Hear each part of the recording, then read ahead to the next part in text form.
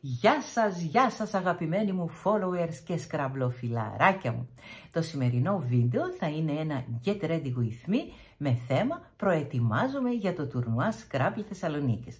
Θα σας δώσω κάποια tips για το τουρνουά και θα κάνουμε ένα διακριτικό μακιγιάζ τέτοιο που να ταιριάζει στην περίσταση. Τα προϊόντα που θα χρησιμοποιήσω θα τα βρείτε όλα κάτω στην περιγραφή. Θέλω να τονίσω ότι το συγκεκριμένο βίντεο είναι non-sponsor. Θα παρακαλούσα όμως όλους τους φίλους να κάνετε follow, κοινοποίηση και πολλά like. Γιατί μόνο αν ξεπεράσουμε τα 10k υπάρχει ελπίδα η συμπαθέστατη κατά τα άλλα προεδράρα του ΟΣΤ να με ανταμείψει κερωνώντας με εκείνη την πάστα που τόσα χρόνια τη ζητώ απελπισμένα, αλλά δεν το κάνω. Και ξεκινάμε. Έχουμε κάνει την πρωινή μας ρουτίνα, ένα πάρα πολύ καλό skincare και έχουμε περάσει στο πρόσωπο αυτό εδώ το ενυδατικό foundation. Όμως εγώ εδώ πέρα τώρα, τι σας έχω, λεξικούλη σας έχω, ναι. Θα συμβούλευα όλους τους συμμετέχοντες αυτές τις ημέρες να κάτσουν, να διαβάσουν και να αποστηθήσουν αυτό εδώ το λεξικό. Θα είναι πάρα πολύ χρήσιμο για τις επιδόσεις σας στο τουρνουά.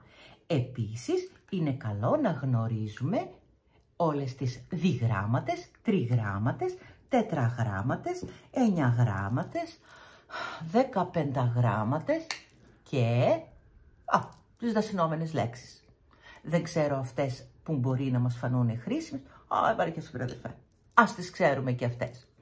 Μάθαμε λοιπόν ότι το τουρνουά του ΟΣ θα γίνει στο Roof Garden της Φοιτητικής Λέσχης στα Πανεπιστήμια Θεσσαλονίκης. Πάρα πολύ κοντά στο κέντρο της πόλης. Δηλαδή εδώ που τα λέμε, πιο κοντά δεν γίνεται. Όσοι έχουν έρθει γνωρίζουν πάρα πολύ καλά ότι είναι ένας χώρος μεγάλος, φωτεινός, άνετος και έχει μία θέα της Θεσσαλονίκης στο πιάτο.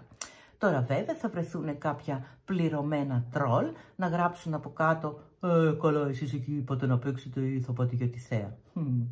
Έχω να δώσω την εξής απάντηση. Εννοείται ότι πηγαίνουμε για να παίξουμε. Όμως, εάν αυτό εδώ το μαγικό σακουλάκι δεν θέλει να συνεργαστεί μαζί σου εκείνες τις ημέρες, εάν σου κάνει ναζάκια και το κοιτάς απελπισμένα και του λες «Τι σου συμβαίνει, πες μου, τι έχεις» και σου απαντάει «Τίποτα». Τι κάνουμε σε αυτή την περίπτωση, απλά πατώνουμε. Γι' αυτό λοιπόν είναι καλό φεύγοντας, αν μη τι άλλο, να έχουμε στις αποσκευές μας όμορφες αναμνήσεις και εικόνες από μία Θεσσαλονίκη στο πιάτο. Και μιας που είπαμε για πιάτο, θέλω να συμβουλεύσω τους φίλους που θα έρθουν αυτές τις ημέρες να κάνουν μια αυστηρή αποτοξίνωση. Ξέρετε εσείς, γιαουρτάκι, φρουτάκια, χάιντε και καμία φρυγανιά, έτσι στο τσακίρκέφι.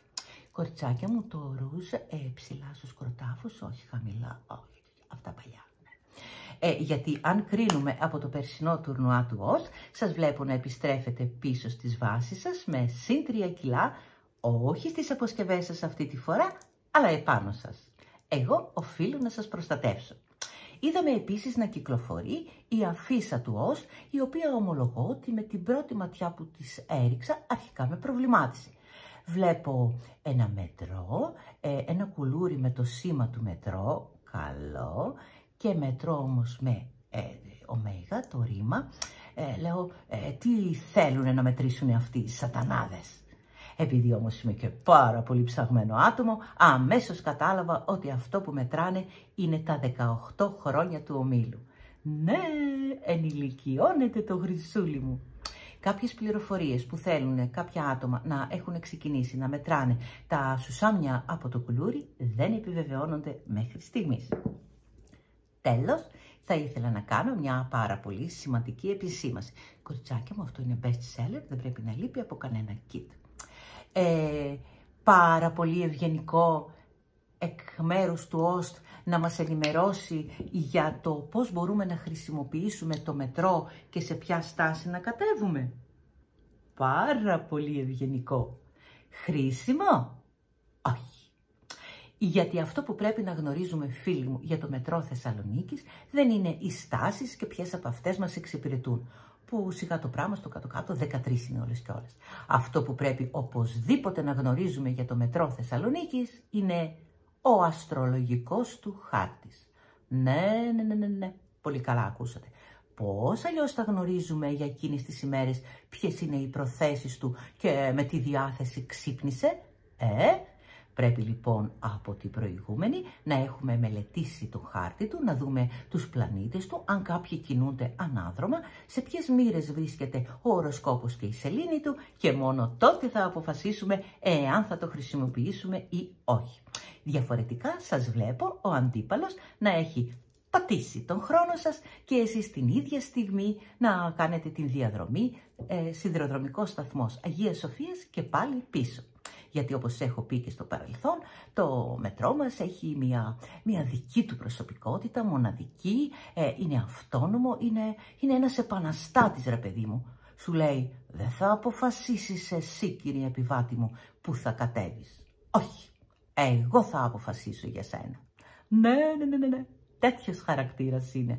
Γι' αυτό σας λέω, δεν τα βάζουμε μαζί του τέτοιες μέρες. Όχι, και δεν παίρνουμε τέτοιο ρίσκο.